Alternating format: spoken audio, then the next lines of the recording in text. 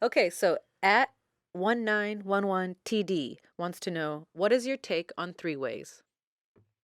Okay, very common question a lot, like three ways and threesomes. I see them as they can add to a relationship or they can break a relationship. And this goes back to how healthy both partners are. So there's the act of talking about it and using it as foreplay, right? Just chatting about the idea, using it as fantasy to kind of spice things up because you've always want to try it or talk about it. And for many couples, talking about it and the fantasy around it is enough for them, especially if both people are on board or one person's not on board. And then there's the acting on it, which means you've got to be able to talk about it with your partner, and both people have to be consenting for it to be a good experience. Something I want to touch on is what I call in the ideal intimacy method a sexual buffet, right? Like this buffet of options. Like we plan to be with our partners for a long time, and so Mm, we need to have a buffet. So it yes. may be today like, I want a little bit of this, or I don't want none of that today, or I'm really full on that, or I'm a little bit of that, I'm Yes, burnt out yes, on. yes. You need a buffet, right? And to having a buffet, maybe threesomes is on your buffet, but you want to bring it up in a way, as we talked earlier, so that you're not, creating some space where your partner feels like they're not enough or that you have to have this. More importantly, let me tell you what you don't do.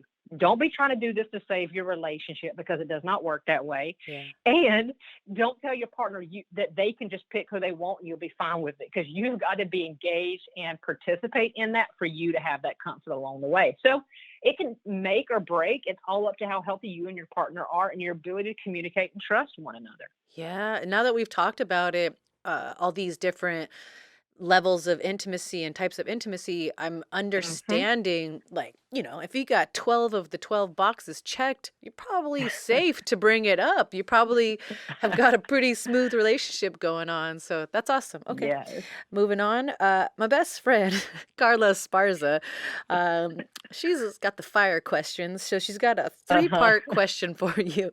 Number one, at Carla Esparza one wants to know, open relationships, can they work? Loving your questions, Carla, by the way. They are literally on fire. So here's the thing is if both people are committed to doing the following things, you can make an open relationship work. I work with all kind of relationship dynamics. I can tell you they do work, and I can tell you there's plenty that don't.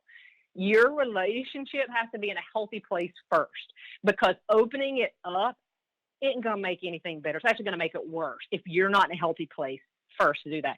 You got to discuss the boundaries, what's okay and not okay ahead of time. Like literally, there's a checklist. Like you check what you're okay with, you check what you're not okay with. And those things look like timing, how much time you're going to spend with other people, what types of relationship. Is it going to be emotional? Is it just going to be sexual? Are you going to have kissing to be allowed? Is all sex on the buffet? What does it look like? Yeah. And then what's going to happen if one person starts feeling uncomfortable? Will the other person respect that and back off of it?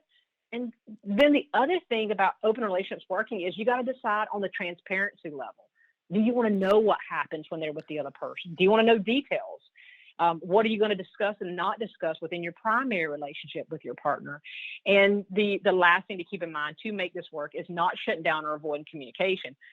The people that I work with that have healthy, open relationships, they communicate like at nauseum. Like they're always communicating because if they're not communicating, it ain't working. Yeah. And the biggest problem that open relationships have is honestly time management. Right? It's like adding another person to the Yeah. mix. Like, oh my gosh, now I got to go do Oh, this.